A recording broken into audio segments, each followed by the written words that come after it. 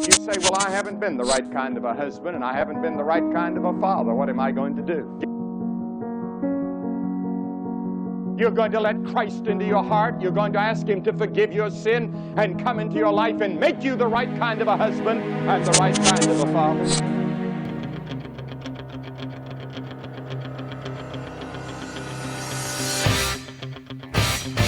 Showtime! Woo! Woo! Okay. Eventful week. 2025. We're here. Brand new year. Brand new. Bringing it in with some snow, some southern snow. Yeah, I was wondering, you know. Cook my old chicken leg down here. Heater cooking, yeah. Just my leg. Just that one Just leg. that one leg? Back it up a little bit. That'll keep you warm for the rest of the podcast. I was smelling burnt hair. I said, what is that? Oh. Like I said, our podcast studio, and like Stephen just said, we've got snow coming in tomorrow in the morning, so it's cold outside. It's been in the 20s this morning. Boys went duck hunting. Mm-hmm. That's what's, man. Y'all freezing to death? I like it, man. It's all about the gear. You gotta get the right gear. You gotta layer up. It's all about layers. They've got good gear. Yeah, I see gear hanging up everywhere, man. That's the problem, is storing it. I've got, you know, it's taking up my garage. I trip over it, and that aggravates me. But I'm trying to get the other barn cleaned out so I can transition some of it down there. Get rid of all them squirrels chewing stuff up. So, those big rats Andrew's been talking about. Man, that's what it is. We had these stack of sleds that have been sitting in my barn for, I don't know, man, years. Because Amanda's dad, every time he went to Costco, if he saw a sled, he was buying the boys a sled. I heard the story. So y'all need a sled. So, dude, we had like 10 to 15 sleds stacked up in there. Well, the squirrels started chewing on them things, and they chewed up a bunch of them. But I wonder if he just messed with y'all. I want to see how many sleds I can buy him before they. I wonder if he catches this one. I think he just forgot he bought them. He's like, oh. Nah, he's messing with you, dude.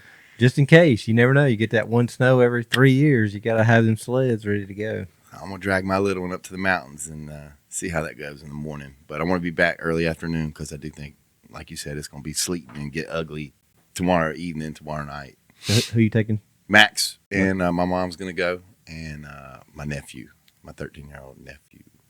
So your mom still skis? Yeah. Nice. 70 years old, man, and about to be 70. And, she's going out to Colorado and Utah and Banff. So did y'all grow up doing that? Canada, yeah. Just here, though, just like little stuff here. And then she got us out there. She got us out to Lake Tahoe when I was in high school and to the Swiss Alps when I was in high school. That's crazy, dude. Yeah. That'd be awesome. From this East Coast skiing, like you think this is skiing, till you go to these places. And you see why people are ski snobs. Like there's people that won't ski here. They're like, it's just not, I'm not doing it. It's such a night-day difference. But my in-laws, it's been probably 15 years ago, went to Lake Tahoe. They said that was the best trip they ever took. Yeah. My dad snowmobiling. My dad went snowmobiling and they got the casinos and stuff. And then my mom's like, yeah, we're going to go back, bring the kids. So pretty cool. So I'm getting my little ones into it, little family tradition. But yeah, me and my mom, and it was my dad didn't. My little sister snowboards. And but primarily growing up, like high school and stuff, me and my mom all the time going skiing. So that's good. So that's what we got. So this week. So you excited about 2025, man? Got anything other than the snow coming and skiing? What else? What else going on in your life? Man, this podcast, this discipleship, this 14-week discipleship, which is now down to 13 weeks because we just started. Yeah. And one down, and good start to the year. I'm feeling refreshed. Me too. Spiritually, I feel really good. Yeah. I feel like the holiday was a holiday. Yeah. Work has kind of had this slow ramp up, which has been nice, and I've kind of abused that. I haven't worked too much this week, and it's kind of why I'm taking tomorrow and going. One thing I was worried about in starting, because I teach a Sunday night small group. I help in the youth and teach some boys on Sunday morning, and I knew I was going to be. Chucky's got a full schedule. Well, and I was like, man, Lord, I'm just taking way too much on, and I feel like I'm going to be overwhelmed. But I feel and I think it's since Tuesday, since we did it, I felt the most rested. He lined it up. Yeah. He's lining it up. I really have felt the most rested, even though I've got a lot going on. Yep. I really, I can just, I don't know, Holy Spirit, I guess. I know. He lines it up, and we just got to play our part. We talk about that, and this is a perfect example of that. You know, especially if I came over here and you look as chill and laid back as ever, you know, in a week where I'm like, Chucky's probably really feeling it. You know, I've been in prayer for you this week, like intentional prayer. I know my wife has.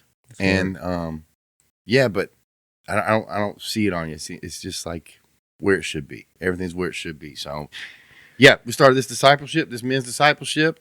What you think? What's your thoughts? What's your initial You tell me. thoughts? I was up there teaching, so you tell me. It was You're great. You're in the crowd. It was great. It was close to 40 men out there the Yeah. first night. We got a great facility in Evans Training Center. Shout out.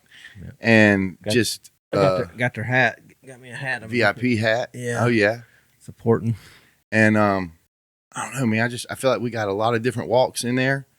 The diversity. There is, you know, you always want to see more diverse, but the age range, the spiritual maturity, and that kind of stuff, yeah, it's very diverse. And that's what I'm talking about. And is, backgrounds, you know, walks of life, yeah. Yeah, just ages, experiences, backgrounds, where they're at in their walk with Christ, you know. And that's what I love about it, is because especially when so the way we're doing this is we kind of come in as a large group, and we, you know, the first week was a little bit different than the rest of the week's going to be. But the first week I come in and kind of like, all right, here's all the logistics of how things are going to work. Here's how to do quiet time. Here's how to do all these, you know, to get the most out of this for the next 13 weeks. And, but this coming week will be a lot more intimate, right? Because we're going to have times where, you know, we're just sitting there, and I'm not going to have a PowerPoint up there I'm going through. It's going to be me sitting there just sharing about my life, men sharing about theirs, and, you know, opening up God's word together. And that's the good thing about this. This is going to direct it with the questions. Oh, yeah. You know, you got some pointed questions that are, you know, not difficult or anything like that, but they should lead conversations. And I think, and everybody coming in already knows everything that's going to be talked about before they even walk in the door. So like they're doing the quiet times on Right. everything we're going to talk about that, you know, next week. Right. So they're coming in prepared, you Yeah. know, and that's what I love about it, because they're going to come in and say, I've read this. I've already did my quiet times. I've already wrote down what these applications are going to be for me, or like, man, this really spoke to me. And those are the things they're going to share.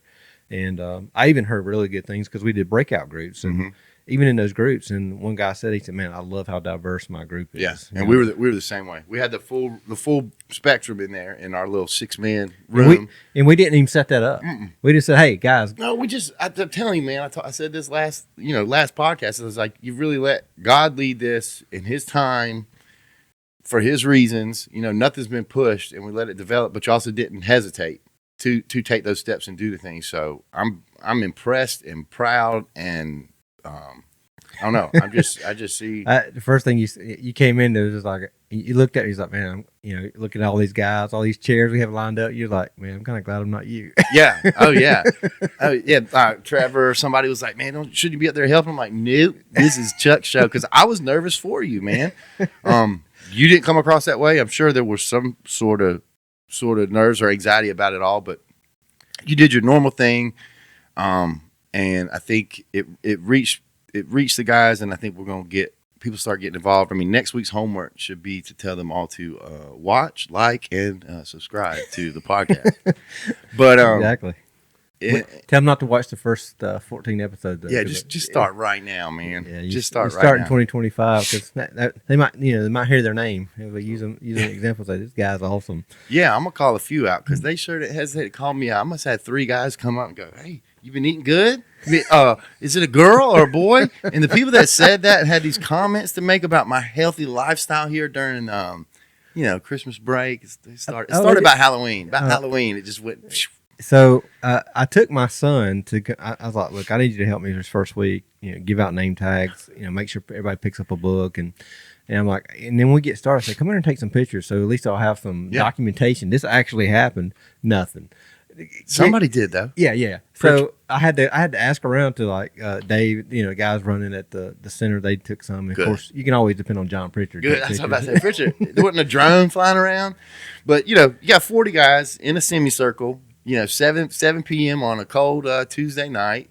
Starting the winter fresh, and starting the new year, and everybody's starting back at work, and you know we're all in there. And the big thing that you brought up and talked about was the sacrifices that, you know, little or, you know, large or whatever, that you had to make to be there. You had to make it happen, and they were there. Everybody was there. Everybody was present, and I felt the Holy Spirit in there, no question, especially in the small group setting. So if we're going to break out, and you know, I think that's going to be a normal part of this. Yeah. But I think this is also what this is set up for. This from 1 week of doing this in a group setting, right? Of course, you and I know about this and been through it, or, you know, it's kind of what we stepped through for the first 14 weeks of this podcast, really, before this was even ready. But I feel like that's what it's set up for. 6, 4, 3, 8, 10 guys to walk through this for set aside 14 weeks, make it a prerogative, and I think the discipleships that can and will come out of that will just be so strong. And I've always been an advocate for, you know, what I don't like is when you see people say, well, you can do 4 or 6 weeks, and you don't get to really connect with people in that amount of time. And like I said, even 14 weeks, that should be a minimal. I don't think you should have any less of that when you're going to sit down with somebody to discipleship.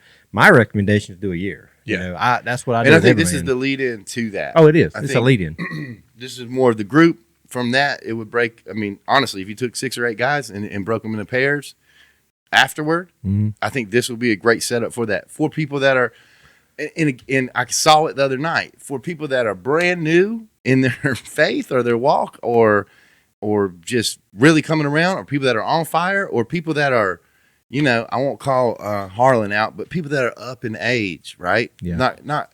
It's just as valuable, or even more. So it's where it's got the whole spectrum covered, and we got that group of guys in there, and I'm happy for that. And I just want to see what week 2 brings. But and that's why I kind of said that on the last podcast, is like I wanted some older guys to come in there. So seeing some of those older guys come in and participate and pour into some of the younger generation, we've got to have that, and we've got to get past this whole you know, mindset of like that. Well, we don't have nothing in common, you know, and I can't connect with them. Yeah. Oh yeah. You can. Yeah. When it comes to this, you can. This tears down those boundaries. How many years and years has this gone through, and it's just so relevant? How many times we look at Scripture and go, how relevant? And of course it is. The struggles are the same. The feelings are the same.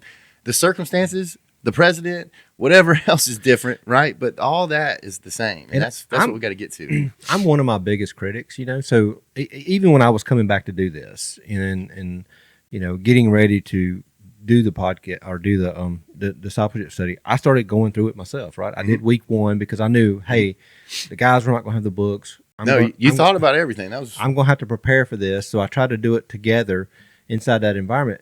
But when I was looking through the way I had written some things out, like I said, I had like half a verse. Yeah. I'm like, what was I doing here? But man, when I just I said, all right, forget what I think I was doing, and actually did it. It was the best one. Like I said, my quiet time, instead of being 1 page, was 2 pages, because it's ordained. Yeah. It's back to you're letting this develop and unfold and grow as it should. We're not forcing it, and you're not. It's the same thing about discipleship. We talk about this one-on-one discipleships, which Chucky is. I mean, I think this is really your goal here with all this ultimately. And I think that's just Chucky's goal, not with his book, with your small groups, with everything. I mean, I've never heard that much emphasis and that much conversation about it that I hear from you and with you, but I also haven't ever seen the fruits in the growth from anything other than that. Small groups are great, especially in a large church, but I don't know of any kind of growth in my personal life and close friends outside of a one-on-one discipleship. It goes back to what I talked about weeks ago about when you take inventory of your life. Every time that something's not been going well in my life, it's when I'm not doing an active discipleship. And that's why I say it's so important, because it doesn't matter. You could be having struggle. I've had guys call me and say, man, I'm struggling in this area with my marriage. And I'll ask them. And the thing is when they respond to me and tell me the things they're doing, I'm like, man, what you're telling me, you're doing everything right. Yeah. You know, I said, but are you both doing a discipleship? You know, are you being discipled by a man? Is she being discipled by a woman? And if that's not there, I'm like, well, go do that. Yeah. Go do that. Call me in 6 months and tell me if you still, how things are going. Yeah. I mean, DJ Horton said it. You said it. And I've heard other people, you're as good as your last quiet time kind of thing. Right. Yeah. So Where's your energy? Where's your focus? And for us as men, How encouraged though have you been? Because I know you struggle with Man. quiet time. How encouraged have you yeah, been? and with you that made group sure then? everybody knew about that in the group. Thanks, man. But no, that's just Wow. accountability. No, I'm joking. The thing is that That's why there's no question I'm not missing quiet time this week. And a lot of that is being called, not, but it's like, I got to be more focused and intent on what I'm doing right now. And it just helped me, Yeah. it helps clear those distractions and go, this is what I'm doing right now. And I take it a week at a time, a day at a time, instead of 14 weeks or a year or, a But if you'll lifetime. notice, like the quiet times I've got you doing are very short. Like they're one or two verses, Oh, yeah. maybe a handful. It's at not, most. I've never opened the Today Bible. was the parable. Today I've was the never parable. opened this. I've never done quiet time and been like, man, I don't have enough time. It's just like getting there to that point to focus and clear all the noise and make it a priority. But I've never been a fan, and we've talked about this probably back when we did a quiet time podcast. But I've never been a fan of doing like whole chapters in the Bible because there's Yeah. so much there, Yeah. and then you're like, what do Yeah. I need to write? What do I need to think about and write about here? How did it speak to me? But so I was like, hey, I'm gonna give them something smaller. Like, hey, just do these little sections. And like I said, look for the keyword of whatever that week is. This week we're doing legacy. What is so we did the parable of the lost son today, and looking for legacy in there. And man, I just kind of glanced through some of the other guys and what they said. I'm like, man, Oh yeah, I just go heart them. I just put hearts and thumbs up. I don't read them. I don't want. But if I needed to, if I was struggling with like something in that, I would love to go to that. But a lot of times I'm just like, man, look at them doing it and being open enough to share. yeah. But I think it was impactful. When I did say everybody, hey, I know Steven struggles with quiet time sometimes. Everybody in there is like, man, I'm glad there's somebody else in here. Yeah. That's what. So that's what. Before we even start recording, that's what I was getting at. I don't know who they are in that room, Right. but I know there's guys in that room that felt a lot like what I felt like during Killing Kryptonite. I was new to the small group. We broke out and did this men's study on this book, which is solid, awesome book, and but it was real convicting. I mean, it was real. It cut at you and made you ask some hard questions and face some hard truths. But that was the point of it. And I just remember sitting around at a brother's house, at Mackenzie's house, and a couple times there was a fire out there. I'm sure of it. And just looking at these guys like, man, these are some spiritual gurus. These are some theologians out here, right? And it wasn't that. What it was guys being honest about what they're going through or where they're at in their walk and being convicted enough to share that, talk about it. And that book was really pointed. And I think that's what I know. There's guys in there that feel like that too, right now. They are. And you've always got that one friend that I've got all these friends that do encourage me, but you've always got that one friend that's going to tell you if there's something wrong, they're going to point it out to you. Yeah. So I'm pretty sure if they listen to this podcast, they're going to know who they are.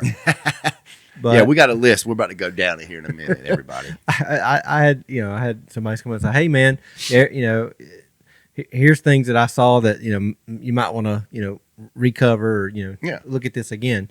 And they were right. But one thing I wanted to make sure I didn't do was exactly what you're talking about. I didn't want them to think, hey, I'm in a room with a bunch of theologians. No, and that's why I think. And when you get up and talk with confidence, sometimes that's the way you come across. Right.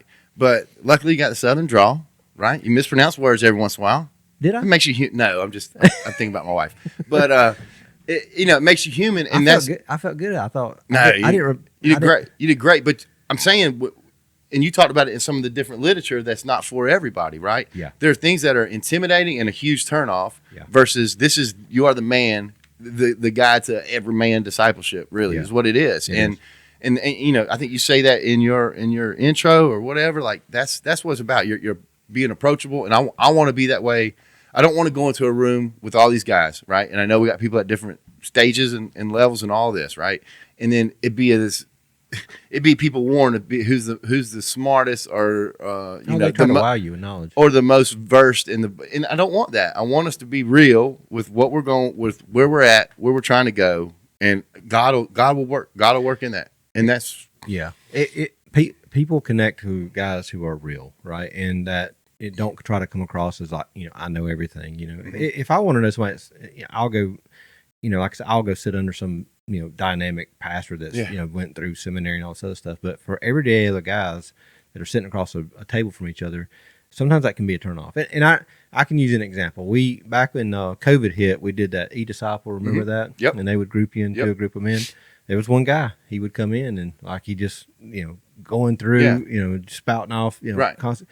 And I could look around the table and I could see guys were like, man, I'm not at this level. Right. I'm And they shut down. Yeah. Yeah. And it's not about being at a level. And it's not, I mean, it is about getting in the word, but it's going to speak to everybody a little bit different, a little different interpretations, a little, whatever they're going through. But it's the first step of this, especially on week 1 of this 14-week discipleship is that comfort level, is that icebreaker. And yeah. Well, if I could say like I said, anytime you do anything for God, usually Satan's going to attack you in some way. Mm-hmm. And I've always had to, my son, he's preached some sermons and come out of it beating himself up. I'm like, man, it wasn't good. And I said, and I would have to remind him, who did you do this for? Yeah. Who's this for? And there's one person in there that maybe that you hit, if that's it, if that's what right. God was doing that day. But the way I would say if I got attacked, it would have been after it happened and them saying, all right, I now I need to make sure everything was clear that I was saying. So one of the comments was that, hey man, the quiet time, and I do take that for granted. I take it for granted because man, I've been doing quiet time for so many years, and here's the different methods, and like I said, there's soap, there's camp, there's here. I was like, hey Pritchard, what are we doing here? We're going to add another one. And I'm not. And if you read in here, I actually say there's a bunch. There's a bunch of ways. It doesn't matter which way you pick. Yep. The main thing is you're spending time with God, and you're trying to apply it to your life. But you said something there. You breeze over it because it is such second nature to you, right? And it's the note I had. How do we repeat this? Define quiet time. There's just some stuff I was jotting down during meet with you up there the other night, and that's exactly it. But when people come to you and go, "How are you doing it? How are you making it work?" I think that's got to be something you point to, is that is not a challenge. That is not my homework. That is my refuge that I run to every morning. And like the other night, I was going to text you everybody, but I was like, they might not get the reference, but I'm like, I'm putting my armor on before bed. Sorry. Cause I was doing it late, but like I was doing it. Right. And it's there. So if the email I sent the next day, I said, here's how you do quiet time. In that came from the what was in the back of this book. Yeah. But that's what I talked about was, some people put their armor on in the morning and for you, like that's something that that would be one of my go-to answers for anything from us, for your strength, for your walk is this quiet time. It starts there. And yes, discipleship, and yes, being around other men or mentors or whoever that can hold you accountable, but it starts with that time in the Word. Like I truly believe that, and I can stand on that, and I believe that I can say that from somebody that it's still a struggle. It's still a struggle to make it it's not yet, and there's been brief stints of time, but it's not a daily part of my life. Well, one thing too is like, we have 7 days, right? So we got 7 days between each of our meetings. And one thing I wanted to do is like, you got a buffer. I'm giving you 5 quiet times. So if you miss a day because something happens, I'm like, don't stress out about it. Just try to get these 5 done before we meet again. So I hope that's a little encouraging. But I did send an email the next day, say kind of here's some things maybe I wasn't clear on or went really fast through, and because I don't want those that have never done it before to get discouraged, because that's just the tool of the enemy, right? If he can discourage you and get you out of there, that's what he's going to do, and he'll do it any way he can. Oh no, everything we're talking about, going in and going, oh, I'm not on these guys' level, right? I'm gonna shut down. Right, that's the enemy, right? And then or going in there and feeling like you have to take over or stand out, and then you make it competitive like that. Like I don't want to go to a room full of guys and figure out, and it'd be a battle of who knows the most. It ain't about that. Right, it's about us connecting and relating, and we're not all 40 going to be connected. Right. But I think there's groups in there that will really. And there was a couple guys that says, "Man, I kind of got drug into this. I kind of got drug here." But next thing I know, they're buying both books and said, "I'm all in." Yeah. And then one guy says, "Look," he was walking out the door and said, "This is exactly what I need."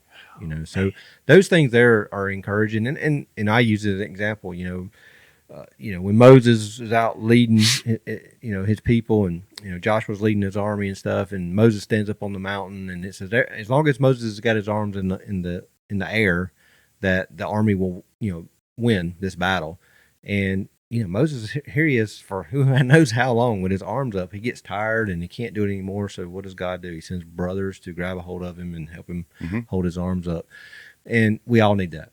Where if you're teaching, where you're being taught, everybody needs somebody there to help them hold them up. So I'm thankful for, man, I had maybe at least 5 or 6 guys, that have been through my teaching in the past. And I called upon them and said, look, guys, I need, we're going to have breakout groups. We're going to have times that I'm going to need people to step up and lead, help me lead because I can't do it. And did you have to convince them? Did you have to twist their arm? No. I know. No, I think it was just walking. Yeah. This is what I said. Let's grab coffee. I sat down. We had coffee together.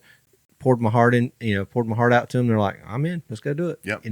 And that's going to transfer. And that's you letting the Holy Spirit do His thing, right? Letting God work. And that's where, you started talking about it like where you'll let Satan attack or you'll beat yourself up after like a bad sermon, or you're talking about preaching in front of people, or I know you writing this book. I know you said it multiple times how you felt like, am I even worthy to do this, or should I be doing this, and all that is. And then you have the guy that you brought that up the other night too, the guy that said, man, I want to know the Jesus that you're talking about in this book that you might take for granted almost.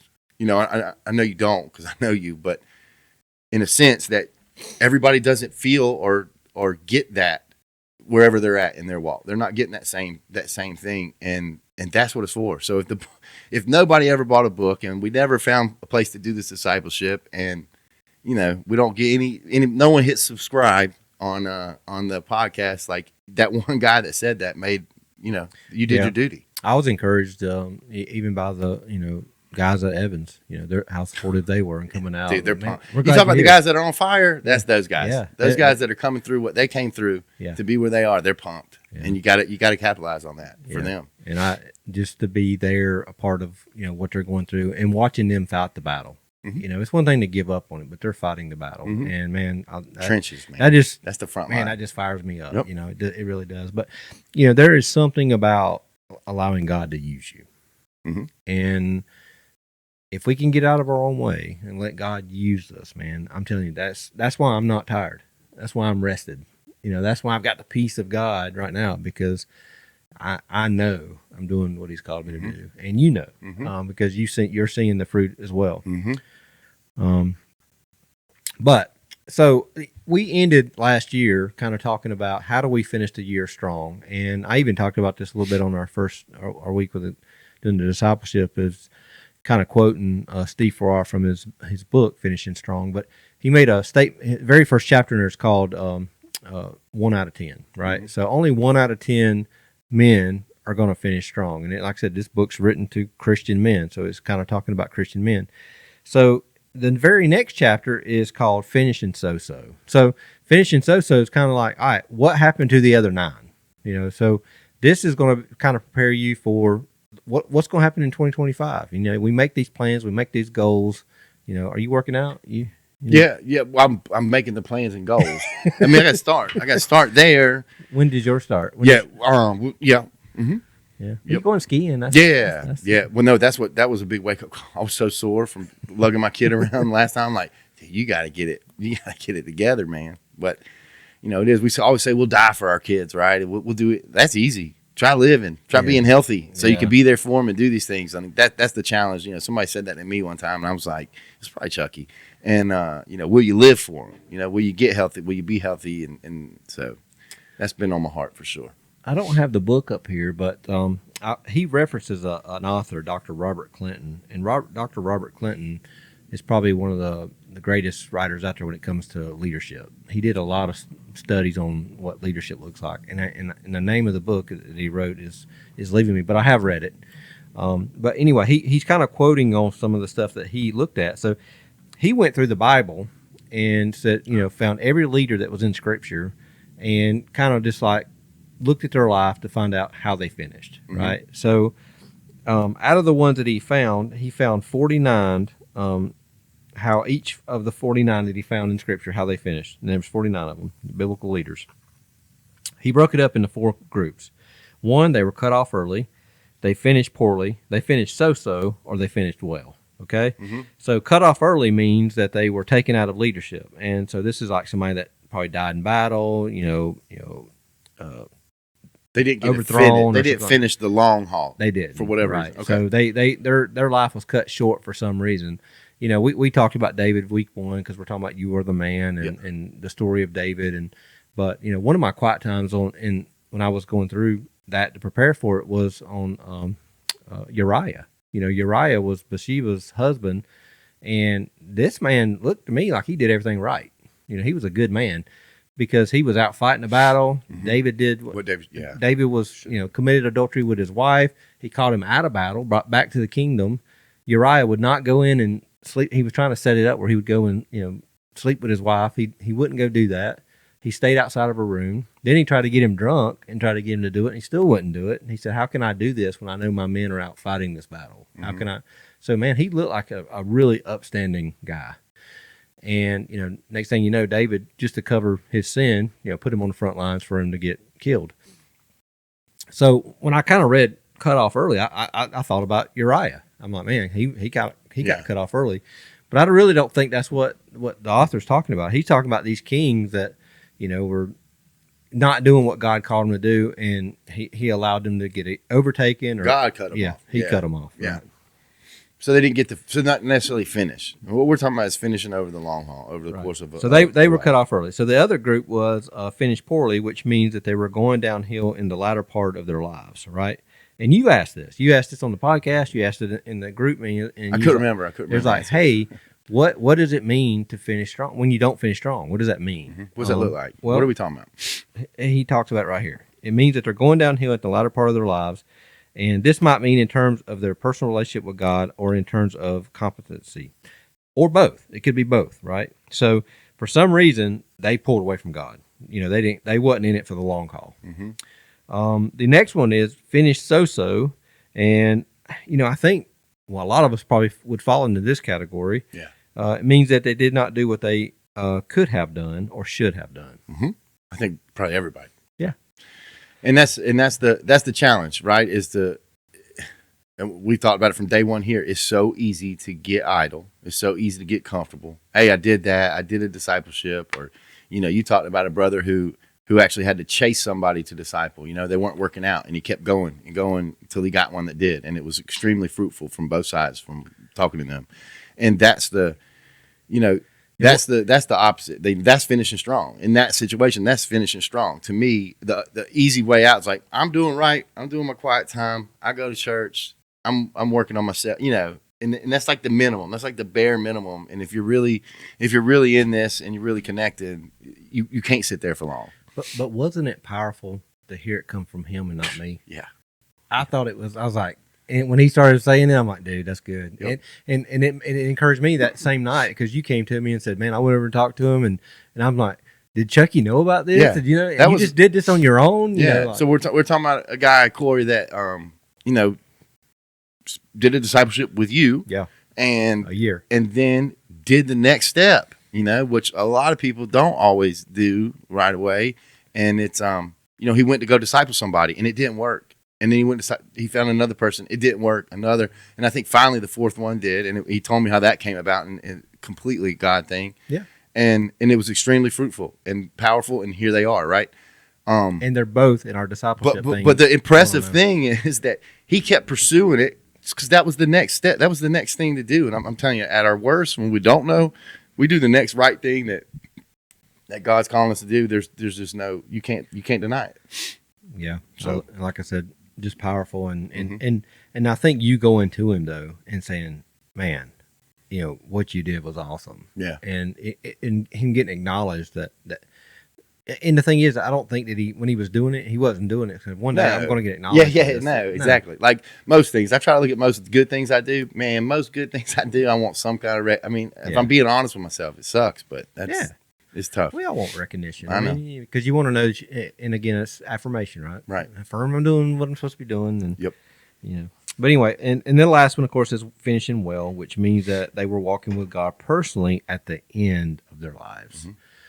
I think a lot of people think, hey, I can walk however I want to. I can walk poorly, walk so right now, and then I'm going to really hone in at the end. At the end, yeah. But then you get at the end, and that's where those conversations come with older people and say, "Well, I just can't connect with them." And Yeah. you know? No, or I mean, the other's true too. When you live wild and crazy and whatever, and then you don't ever really think about the end until that's getting near, and then you want to get close. And God knows your heart. I mean, He knows. Yeah. He knows what you're thinking. You know, we try to act like we're fooling God. You know, and we justify ourselves and the things that we do, and we're not, and we're fooling ourselves. And that's kind of what James said. You know, he says, don't just read the word and go out and tell everybody, hey, I know the word. Yeah. I've read it. Yeah. Do what it says. Yep. That's the important part, is the doing what it says. Mm-hmm. But it says that they didn't all. So when you look at those 49 guys that he was talking about in Scripture, he says that they didn't all finish strong because they didn't survive the ambushes. Mm-hmm. So, you know, he breaks this down. He's like, what are ambushes? Who said anything about we're going to run into ambushes?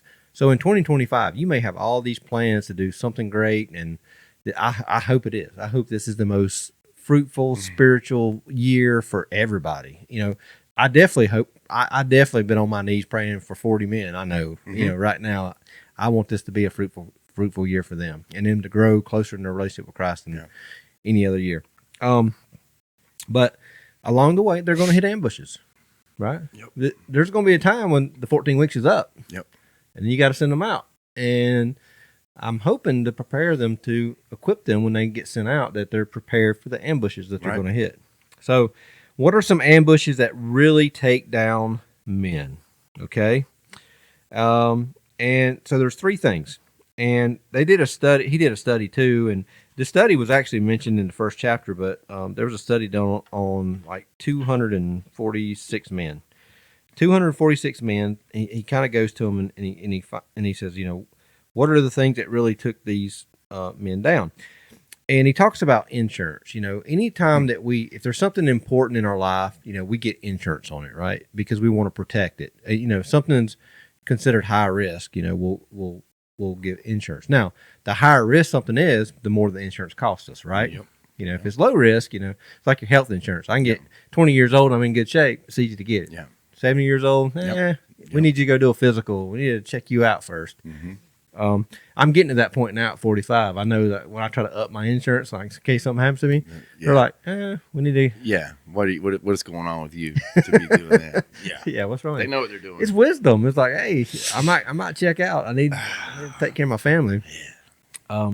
But he talks about, you know, we get insurance on everything that's important to us, but are we buying insurance on the things that take men down? Are, you know, the things that are the risky stuff. The stuff that's risk. Driving with traffic today, you need car insurance, right? So out of the 246 men, 246 men. That's how it was. He said these are the three things that he saw: the ambush of another woman, the ambush of money, and the ambush of a neglected family. So, you know, that's the attack on that's what kept them from finishing. That's the 246 men. Everyone, these 246 men were men that derailed. Right. So they got divorced. Okay. Something happened to them. Now, this isn't this. We've done changed gears. We're not talking about the 49 in Scripture. Now we're talking about just everyday guys today that are away from the Lord. Yeah. Okay. He went and did a survey with 246 of them, and he started asking them questions. All right, we know you failed in some way, you know. So let's find out what were the reasons that you did. Ambush of a woman. What was the other two? Money. Ambush of money, and the ambush of a neglected family. Yeah. Okay. So out of the 246 derailed, this is what it says: none were involved in any kind of personal accountability group. Zero. So our insurance right now, week one in the 14-week discipleship, we're putting in on our insurance already. You put on your insurance, right? Absolutely. None were involved in a personal accountability group. Number two, each had ceased to invest in a daily personal time of prayer, scripture reading, or worship. Yeah. Daily. Yeah. Okay. No surprise. Over 80% of them became sexually involved with another woman as a result of counseling the woman In other words, they were spending significant portions of their schedules with women other than their wives. And when it says counseling, they could have been their boss. Yeah. They could have been in some way of like, hey, you're going to be my secretary. I'm going to help you in some way. But they were spending more time with someone outside their spouse and end up getting sexually involved with them. And then number 4, it says, without exception, each of the 246 had been convinced that moral failure will never happen to me. Moral failure. Going in, they said. Oh, yeah. Yeah. That arrogance, right? Mm-hmm. Pride before the fall. Mm-hmm. Desensitization is what you've been talking about. Pride before the fall. Mm-hmm. Every one of them was high risk. No one in their right mind would have looked at these guys and insured them against getting involved with another woman. So nobody would have said, yep, that's not going to happen, because they wasn't doing the things. They didn't put the insurance things in place, yeah, to stop it from happening. So does he go through there and tell? Man, you got me wanting to read this bad, especially when you start throwing out the numbers. I know everybody's not in that, but that is how I see the world. That is how I see things, and that really speaks to me. So, did he give what are insurance policies in there? I mean, he said being part of a. Was it the things that they're not doing? Yeah, the things they're not doing. Okay, so the group. The thing is that your best insurance policy is to be in part of a discipleship accountability group, right? You've got to have somebody else that you're, like I said, is watching it. And I use this as an example in our discipleship group. I said, look, if all of a sudden I got on social media and I started posting, like sharing things I shouldn't share or something like that, my expectation is that somebody I've discipled, you or somebody that's really close to me. In my small group is going to say, what are you doing? Yep. Oh yeah. There's no question. This doesn't, this has got a, and I would do the same thing. If I'm seeing somebody in my small group, especially a man that I'm pouring into, I'm not going to come in and just like hammer down and beat them down, but I'm going to come in lovingly and say, man, this kind of concerns me. Yep. This is how I took it on the outside. Right. You're not going to let it go. You're not going to let it just go. Yeah. But, being involved in a personal accountability, that needs to happen. You need to invest in personal prayer, quiet time, reading, worship time. I'm telling you, again, in traffic, when you listen to his radio or whatever, it's a lot harder to get all angry and cuss and fuss. When that's the stuff that you're pouring in. When you're doing your quiet time, when you're in prayer, that's the personal part that I struggle. I do well in some areas and I struggle in other areas with. Some people, like I said, I like to work out, right? So, and it's getting harder and harder as you get older. You don't get the results you want, as quick as that kind of discourages you. But one of the things I love about working out is, like I said, it's when I'm running, I'm listening to either a Christian book or I'm listening to Christian music. Man, you don't know how many times I'll be running and just raise my hands in the air just because I'm like listening to some song that just like convicts you. And even Tuesday night, we got done with our discipleship and I was taking some people had sent me some pictures of what, so I was like, hey, I want to post this, and and immediately I thought about that song, and it says, what if we can be the light that nobody can ignore?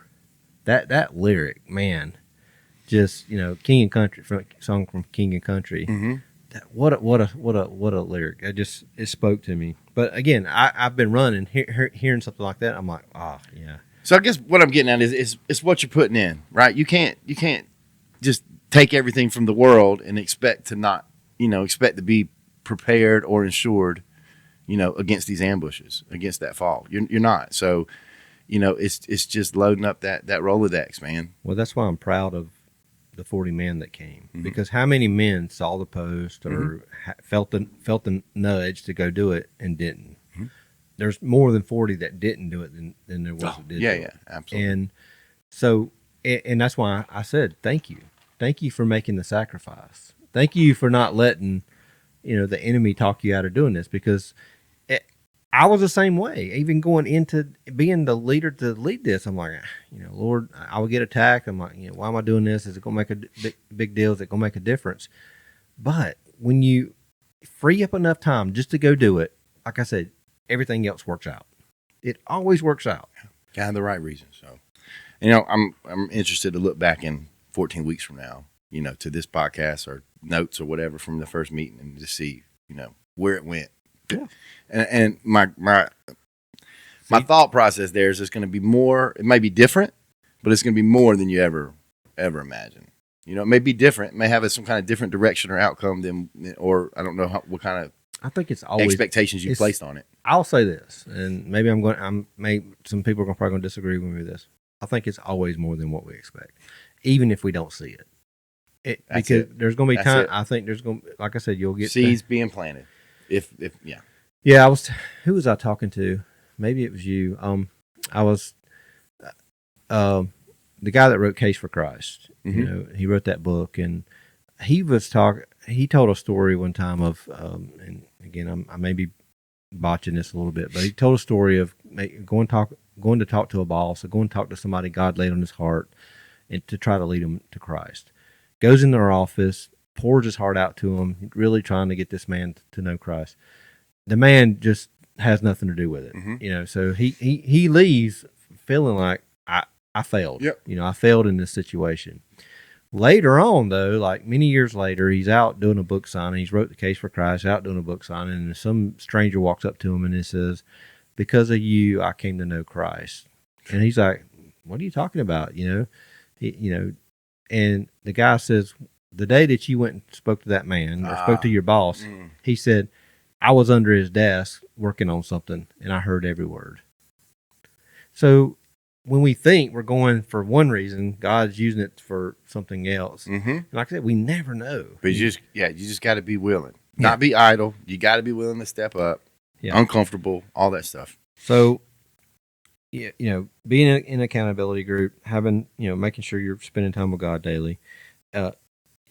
Don't ever spend more time with another woman out other than your wife. You should never be spending more time with some woman. You're doing, I don't care what it is. All you're doing is building up confidence anyway that's okay. You are. You're getting desensitized. Yeah. You're getting desensitized to it's not a big deal. Yeah. And then that leads to the next point of this ain't gonna happen to me.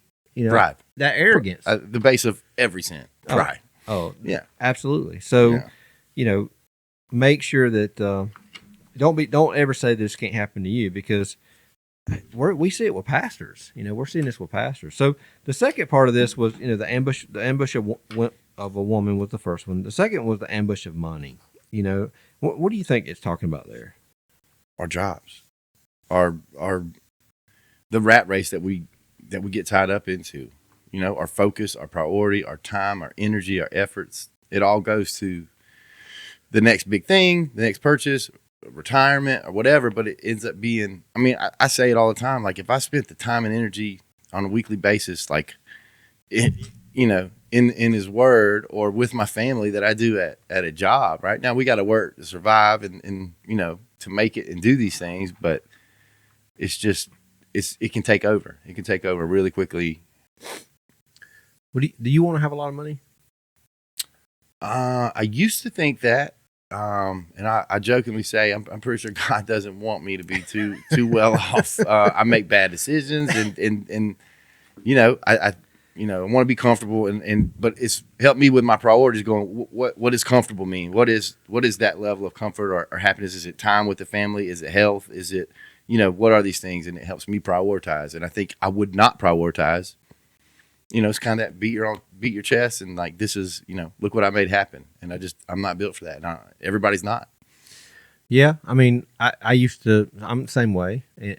Are you offering? You got a lot of money. I'll take whatever and I'll do, I'll do something that's good the thing is, like, if you ask me a question, like, and I'm sure I'll probably do this with the guys, you'll go in there and say, who wants to be rich in here? Yeah. People are like, yeah. If you need somebody too, of course, I know, I'm pretty sure that ain't in my cards. Just think, if you gave me all this money, I could quit my job. I could do all this mission stuff. We can justify anything, right? We talked about that before too, right?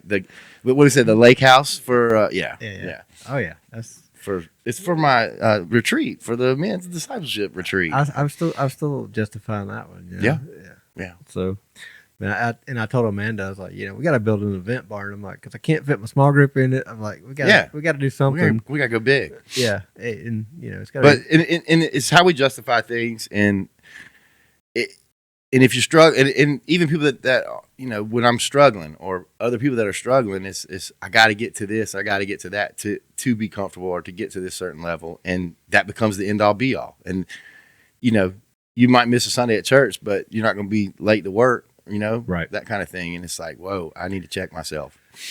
Well, the author uses Ananias and Sapphira. Are you familiar with that story? I am not. All right. So this comes from the book of Acts, and I'm just going to go ahead and read this because I think it's better for me to read it than to kind of give a synopsis here. But it says there was a certain man named Ananias and his wife Sapphira. Oh, the land. They sold a piece of property and kept back some of the price for himself, with his wife's full knowledge.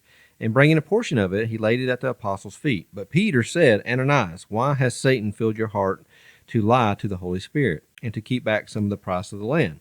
Why it remained unsold, did it not remain your own? And after it was sold, was it not under your control? Why is it that you have conceived this deed in your heart? You have not lied to men, but to God.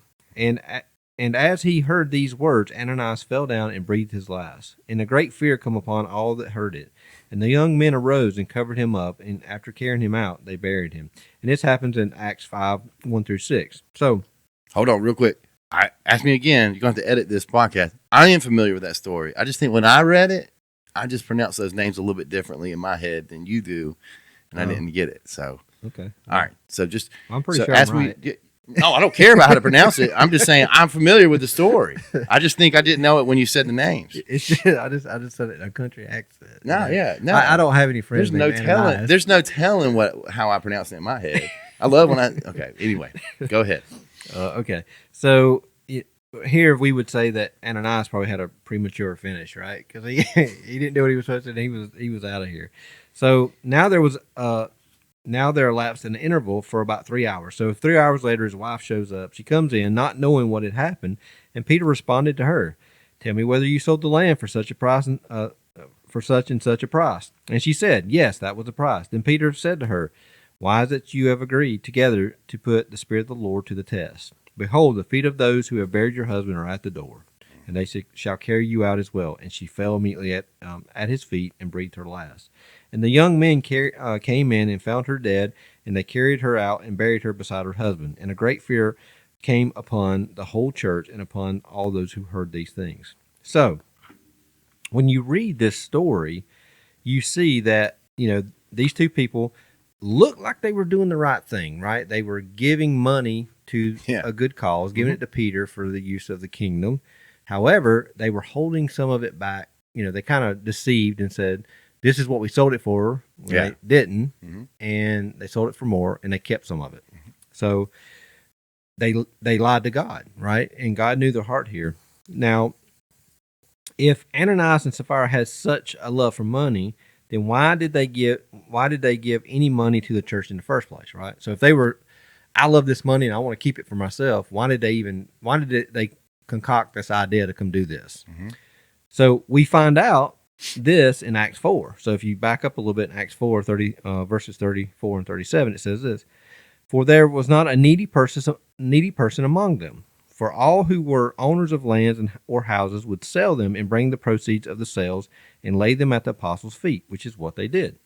And they would, and it would be distributed to each as they had need.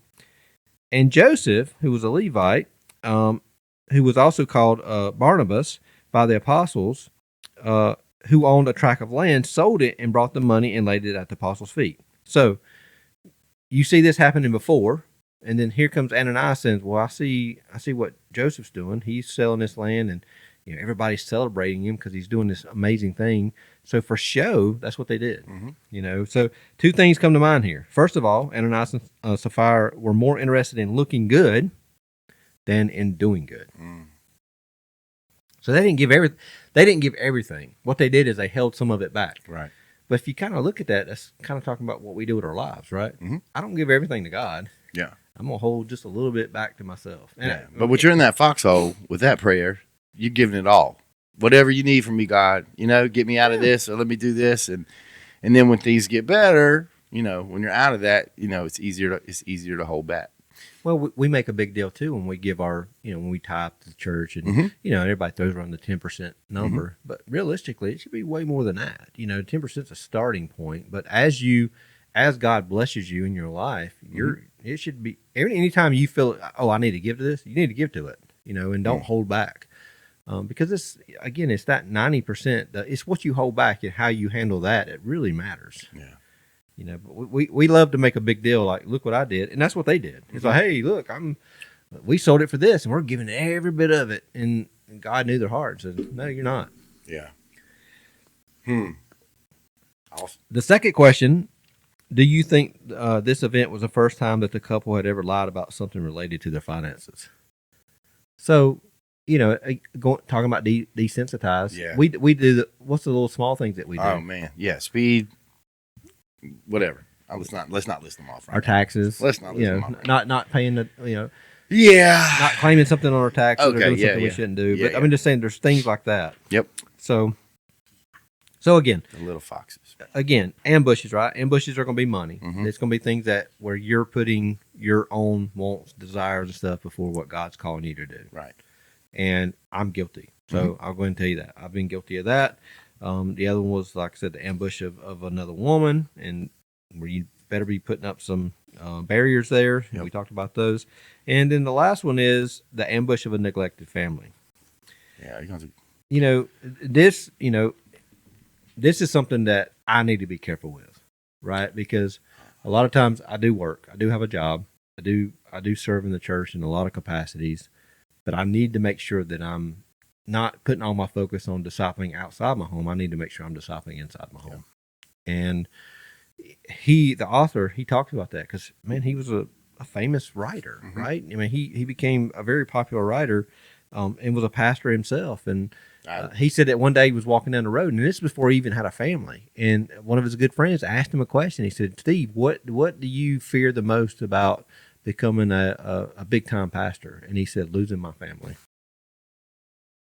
And man, I see that. yeah. The flock. I mean, the importance of what you've been called to do to shepherd this group that's huge. And there's always a wedding, there's always a funeral, and there's always this and that, and then there's your own family. Like, that's why not everyone's called to do it, for sure. But I definitely see that being a huge, huge challenge. Well, you got to, and most people will hear that what I just said and say, well, that's my focus, right? I do my job, and I come home and spend all my time with my family, and I invest all my time in their sports and everything else. That's not what it's talking about. It's, you need to have those times where you go out and coach their ball teams and things like that.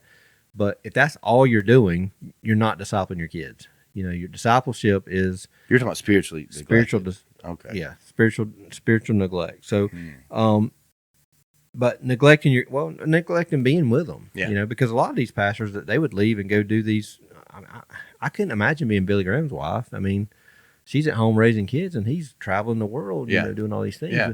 And then in his defense, and very easy to justify, is, I'm doing it. I'm advancing. I'm doing what God called me to do. I'm advancing the kingdom. This is, what I'm doing. But you have to figure out how to not. But I never heard one of his kids, and I've met Franklin.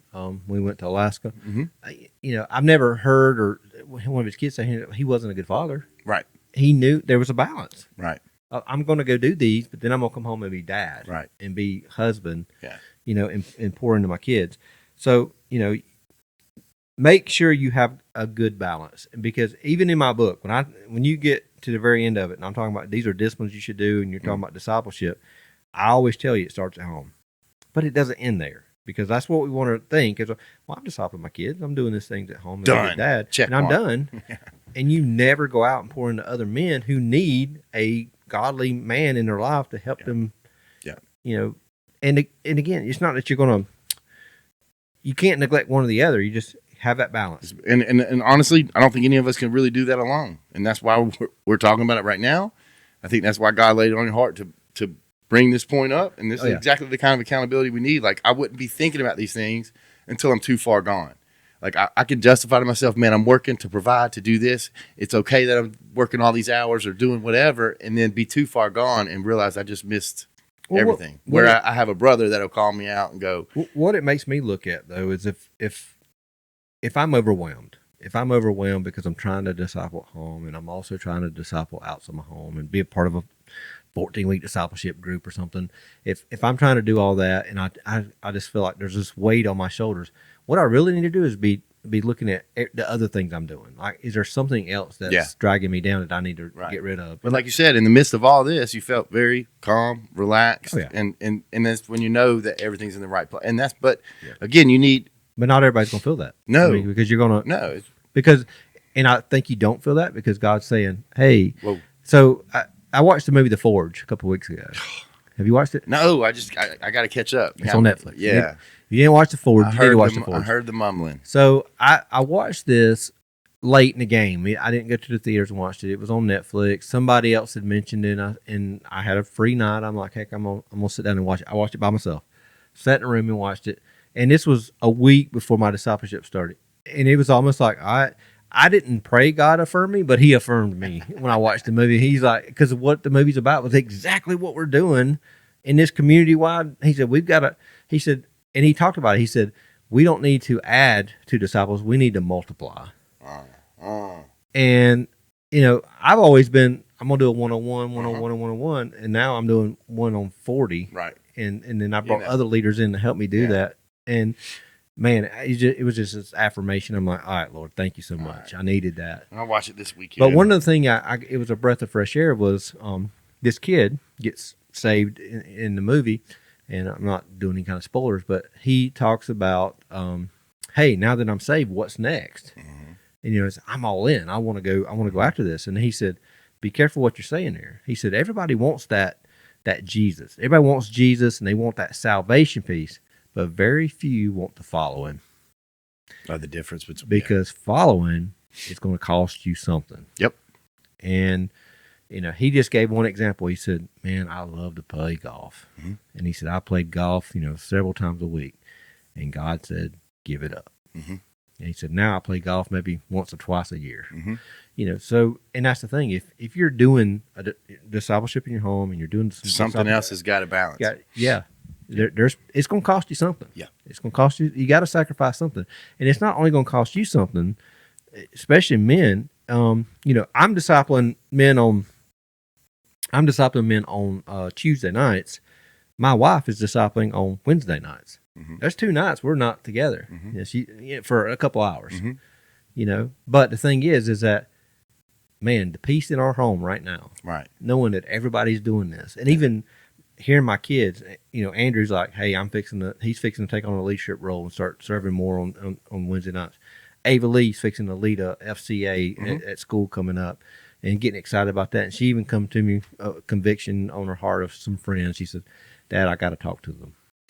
And she said, I'm scared to death because I don't want them to run away from me or anything else. And I've been, but me just sitting there as her dad, listening to her, I'm like, honey, I'm praying for you and trying to encourage her and stuff and trying to give her some pointers of, how would you want to receive it? Yeah. But just, I love them so much. And what it was a fear. She said, what I fear, Dad, is in going to heaven and them not being there. Tell them that. And I told her, I was like, tell them that. That's the message, baby. I mean, I talked about it recently here. I mean, that was one of the biggest things I look back on is a really good friend that reached out to me like she needs to reach out to them. And at the time, I did reject it and I did run away from it. And I was almost offended. And I was like, what is this?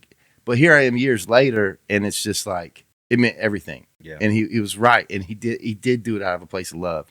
And it was just my hardened heart wasn't receiving it. So please tell her, I said, go do it. Whatever it takes, go do it. Whatever it takes. Because again, you might not even see the fruit from that. You might see the opposite, but you have to. Because the other would be a lifelong regret. So, but man, I'm excited about 2025, and like I said, it's a good start. It is short week. Excited. Snow day tomorrow. Snow tomorrow. Well, when you work at home, I guess you don't get a snow day. If I be out sledding, I'll be upstairs working. Yeah, that's all right. I can look out the window. Yeah. So hopefully nobody goes to the hospital and gets hurt on any kind of sledding accidents. Pray for that, man. Yeah. You got everybody. In the South, when you get we go nuts. Snow, everybody gets in their 4-wheel-drive trucks. Yeah. Got to drive the roads in 1 inch of snow. Mm-hmm. And it's a disaster. So, but we're excited about 2025. If you listen to the podcast, like I said, subscribe, share. I got a message the other day. I think the night I was teaching there, and it was another platform that has been our podcast has been going on, and I think I got a notification that it went over 1,000 views on that platform. Cool. So it's getting out there, and what I love is that people are listening to two guys, regular guys, ordinary guys, dads, fathers, husbands that struggle in things and trying to figure things out. But there's other people out there that says, "Hey, that's encouraged me," and I want to. And we've got some comments about that. That's encouraged me, and that spoke to me. That's what it's about. Yep. And you know, if you know somebody else that would be encouraged by listening, let them know about it. So, but keep praying for us for the men's discipleship, and man, I can't wait week after week to come in here and share how. I guess that's what our podcast is going to be for the next 14 weeks. We're going to decompress and then debrief about where we're at this week, what's going on. We'll share, and but I mean, how can you not? Yeah, that's what I'm saying. It's going to be at the forefront. How can you not? Yeah, that's what it's about. It's like I said, anything that you get excited about is what you want to share about. Yep. Well, I'm excited, so I'm sharing. Hope you want to hear it because you're gonna hear it. Yep. So thanks for joining. First episode of 2025, and we'll catch you next week.